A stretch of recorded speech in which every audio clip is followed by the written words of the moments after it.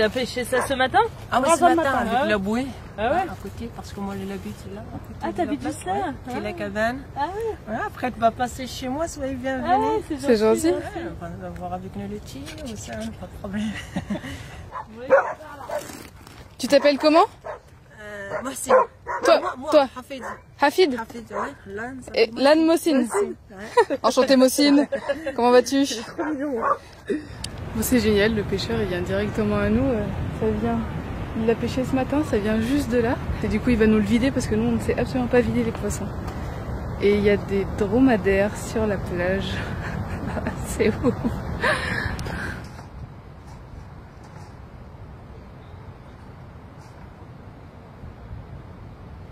Il est trop mignon. Oui. C'est comme ça. Il est tout calme. Tout poil, tout calme, tout gentil. C'est un câlin?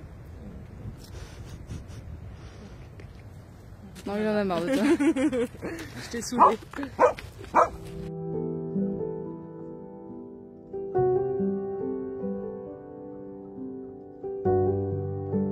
Je ne le savais pas encore à ce moment-là, mais Hafid allait être l'une de nos plus belles rencontres au Maroc. Je ne cesse de le dire, mais le destin fait parfois bien les choses. Il y a tellement de belles âmes à rencontrer sur Terre. Il suffit simplement d'ouvrir un peu son cœur pour prendre le temps de découvrir leurs histoires.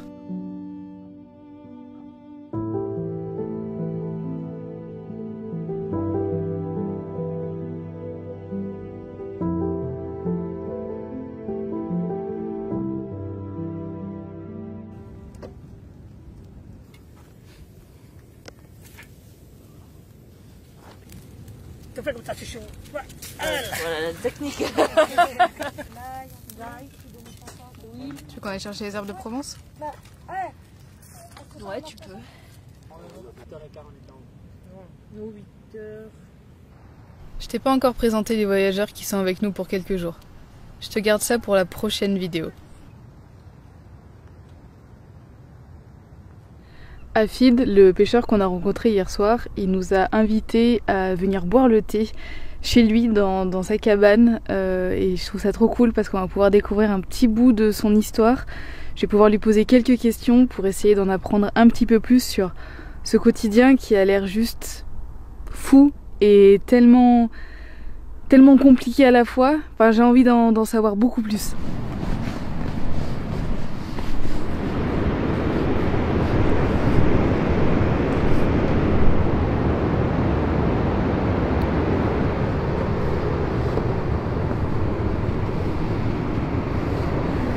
Salam. Ça va?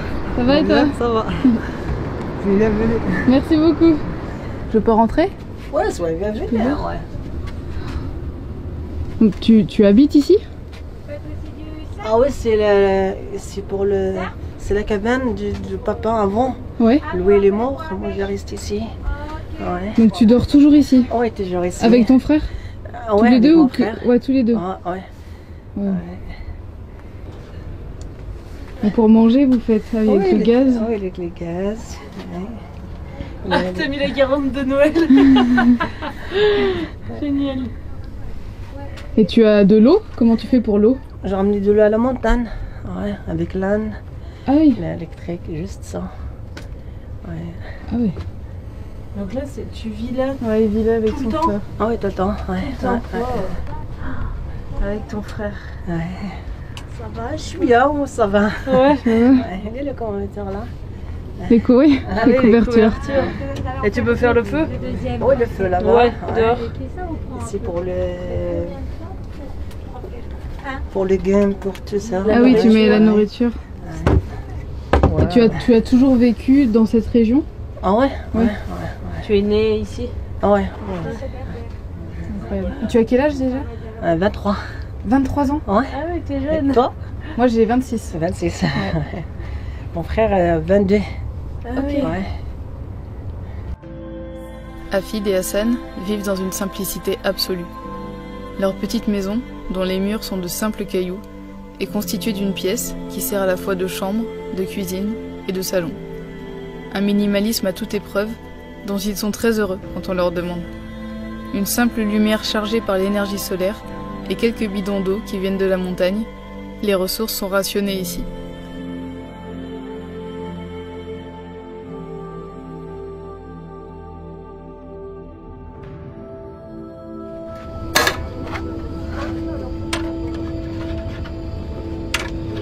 Le petit gaz.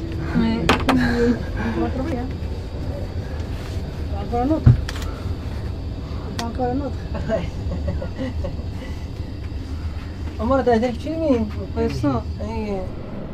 Ils ont des chevaux, des ânes et des chiens pour s'aider voilà, à se déplacer, à ramener des choses.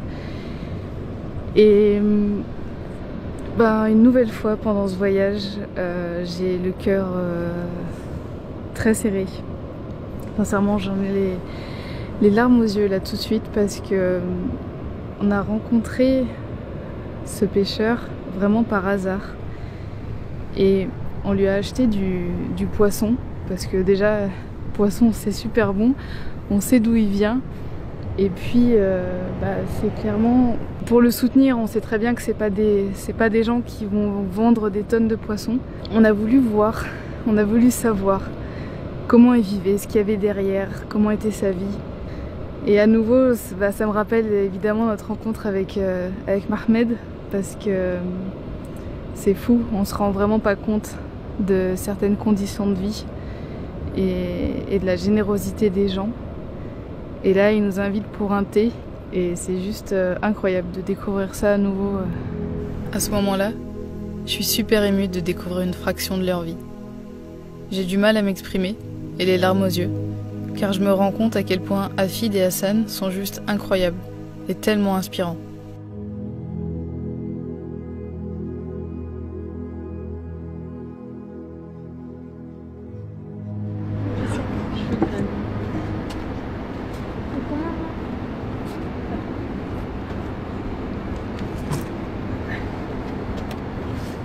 En fait, quand on vient boire le thé, on vient aussi manger. C'est thé et goûter. Ouais. Ouais, c'est ça. C'est la blue, ça? À blanc, ouais. Ruben, il adore ça. Ouais, c'est trop bon. Donc toi, tu pêches plutôt le matin? Ouais, à 3 h du matin avec la bouée. Tous les matins à Ouais, 3 tous les heures? matins, ouais. Donc ça veut dire la nuit, c'est noir, tu vas dans la mer. Ah ouais, Oh, avec la lumière. j'aurais trop peur, moi. C'est ça la vie. Dommage. Tu pêches qu'une fois par jour ou tu vas plusieurs fois quand même? Un fois par jour. Une fois par Ouais, jour? ouais. Ok. De 3 heures jusqu'à quelle heure? Jusqu'à 8 h, 9 h du matin. Ah oui, ok. Ah oui. donc Mais du coup, tu fais comment? À 3 h du matin, tu vas dans l'eau, tu mets un filet dans l'eau? Moi, je garde le fil avec la lumière. Ouais. Parce qu'il y a comme ça, un vidéo comme ça, avec un corde. Je garde avec la lumière direct. J'ai ramené le filet, après je le garde. Ouais, jusqu'à 8 h du matin. Ouais. Et donc tu attends que les poissons viennent dans le filet? Ah ouais? Ah ouais? Ah ouais. Et comment tu sais quand il y a les poissons dans le filet? Moi, j'ai ramené la corde pour le filet. Ouais. Comme ça, comme le bateau. Ah oui, comme ils font avec le bateau, mais toi c'est à la main. Comme ça, de garder. Et avec la bouée. Avec la bouée, ouais. Le marché, je suis bien. Et après, le poisson, tu l'emmènes où? Enfin, qu'est-ce que tu fais? Tu le vends seulement Moi, je ici? vends le basilic qui est pour le Ah oui, tourisme. là-bas, Ouais. dans les restaurants, Ah ouais, des choses ah ouais, comme ça? ah ouais. Avant, maintenant, c'est pas beaucoup de monde. Et Parce ouais. que le Covid, tout le monde est fermé. Eh oui. Mais tu arrives quand même à vendre un peu Ah ouais, je suis là, ça va, ça va. aux habitants du village, Ah ouais, des choses comme ça. C'est un chargeur solaire que tu as là. Ah ouais, pour un ami. Le téléphone et la lumière. Moi j'aime pas ces Ouais. résultats parce que en fait. C'est ça la lumière que tu utilises pour la pêcher? Ah oui, c'est pas pour moi, C'est ça. pour lui, pour moi là, à la cabane. Comme ça, la même de ça. C'est la même, ouais. Ça doit être super difficile d'aller Ah oui, c'est très difficile. contre les vagues. D'entrer, c'est très difficile. Après, tu reviens, Ouais. ça va. Oui, c'est parce facile. que là, Oui, c'est surtout la vague, rentrer. Ouais, les vagues elles repoussent en arrière. à la nuit, c'est très difficile. Déjà, Parce que tu gardes pas le vague, tu gardes juste toi, juste à côté. C'est pas comme la journée, tu gardes le vague. Et même quand il y a une tempête, tu y vas quand même? Ah ouais, ah ouais. Ouais, Après, le qu'il temps, arrive. avec la bouée comme ça, un foire, le filet est parti. Tu sais bien nager? Ouais, je suis là. Ouais. Parce qu'à la bouée, c'est très difficile. Ouais. Après, une fois tombé comme ça, direct. Moi, ça va, je suis là. Ça t'est Ah bon, déjà arrivé de tomber de la bouée? 7 fois ou 6 fois. Ah oui, Et quand même. tout ça, les poissons, les parties, tout ça, le filet. Mais tu t'es jamais fait mal? Non, ça va. Non. Non, mais parce que on se rend pas compte, peut être mais dangereux, ça hein. peut être très dangereux. Ah ouais.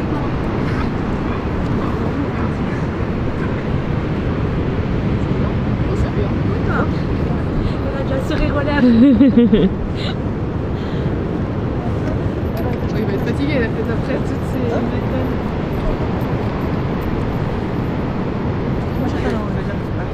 Stop.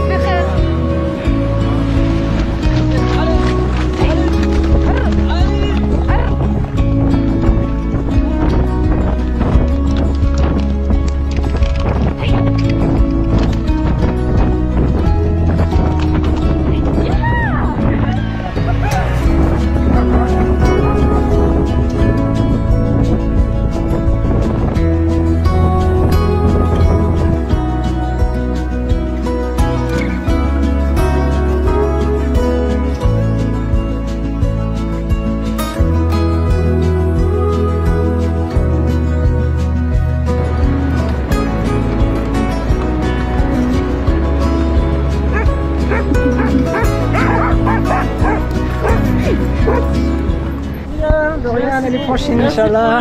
Merci à toi. Rien, pas de problème, soyez bienvenus. Super. De rien. De toute façon, on reste en contact.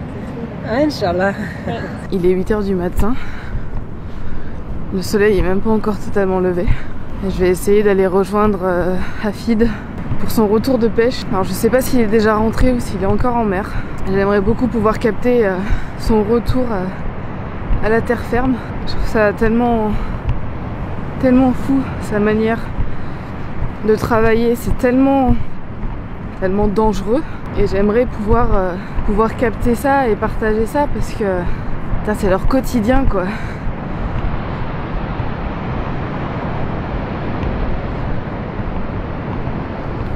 Quand j'arrive, je suis étonnée de ne pas voir Hafid dans l'eau. En temps normal, il devrait déjà y être pour récupérer les poissons et la pêche de la nuit. Mais en fait, je comprends qu'Hafid s'est blessé cette nuit. Il boite et il a trop mal pour pouvoir partir en mer récupérer son filet.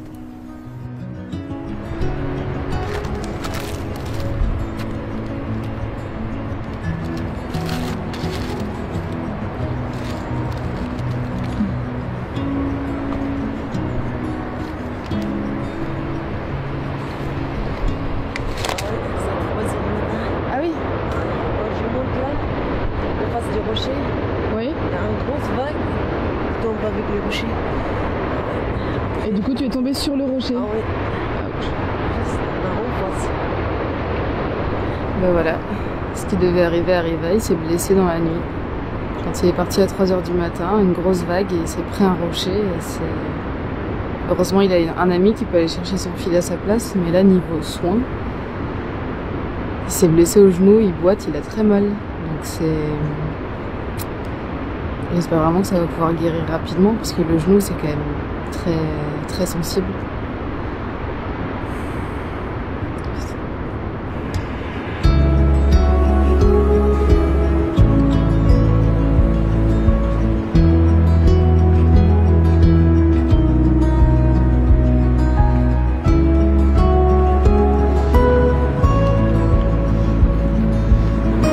Et toi, tu es pêcheur aussi? Oui. Comment tu t'appelles? Abdou.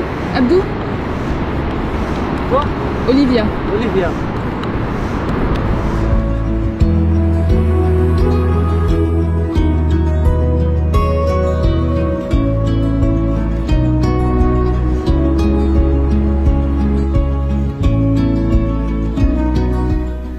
Au moment où Abdou entre dans les vagues avec la bouée, j'essaye de m'imaginer la même scène en pleine nuit, dans le noir.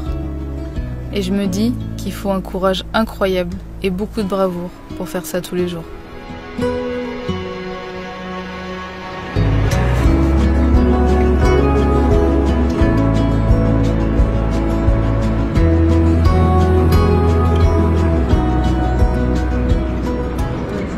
Ton papa, aussi. il était aussi pêcheur. Ah bon. Et ton papa, il a déjà eu des accidents comme ça? Ah ouais. Ouais. Monsieur Alain, oui, il est mort. Il est mort en mer? Ah ouais, en mer. Ah oui. Il arrive juste la bouée ici. Là. Il attend tout le monde, il cherche avec lui. Là, parce que le courant. Oui. Il a emmené la bouée là-bas. Oh, la bouée ici. Ah, la bouée ici, mais ton papa là-bas. Ok, alors. Et il avait quel âge? Papa? Oui. 45. 45 ans?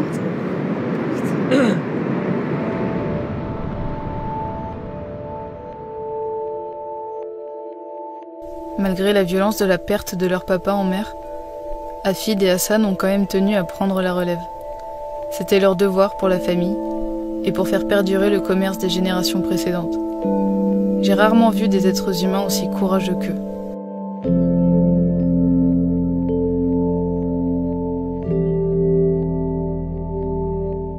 Tu veux toujours être pêcheur? Tu aimes ce métier? Ouais, tu aimes? Ouais. Parce que le pêcheur, c'est bon, il est bien, tranquille. Ouais, c'est une vie tranquille. À côté de la mer. Ouais. Ça... Et vivre ici, tu aimes? Ouais, c'est magnifique. Tu arrives à gagner ta vie? À gagner de l'argent? C'est pas trop. Je suis là pour juste pour travailler comme ça, tranquille. C'est pas comme les riches. Non. Oui, non. Juste assez pour vivre. Quelque chose comme ça, tranquille.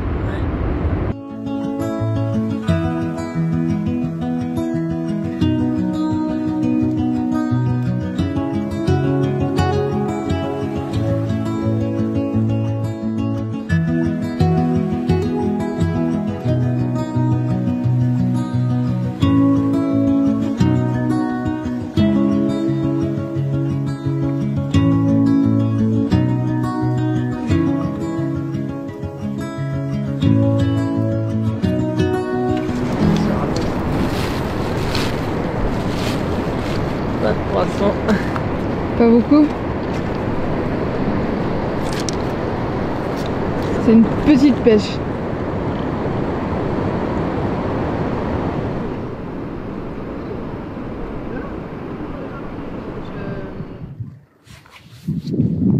Je viens de quitter Hafid et je me pose un instant avant de retourner au 4x4 et j'arrive même pas à parler, j'ai les larmes aux yeux qui montent et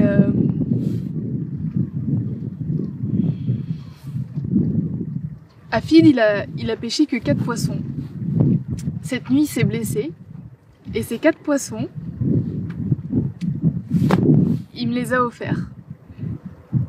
Moi je lui ai dit que je voulais pas qu'il me les offre, que je voulais qu'il essaye de les vendre. Et en fait il a juste insisté. Il m'a dit que ça lui faisait plaisir, que j'allais pouvoir les manger avec mes amis ce midi et qu'il voulait vraiment que je les ai. Et à quel moment on peut être aussi gentil et aussi généreux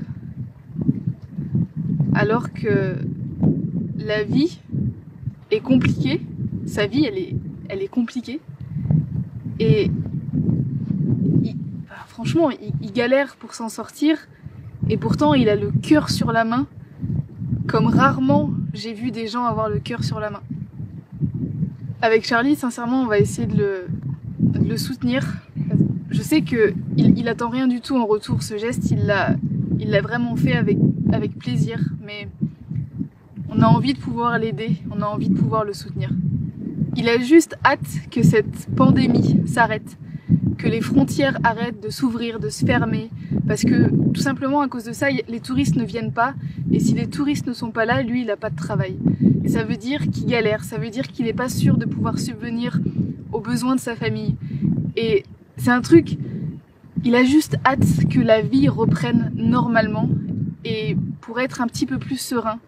Je prendrai des nouvelles d'Afid très régulièrement, et sincèrement, si on revient au Maroc dans quelques mois, dans quelques années, je ferai en sorte de revenir le voir pour prendre de ses nouvelles, et j'espère vraiment, vraiment, vraiment de tout cœur qu'il aura un avenir bien plus serein et qu'il pourra continuer à être heureux. Parfois, il y a des moments qui se filment, et parfois, il y a des moments qui doivent rester privés.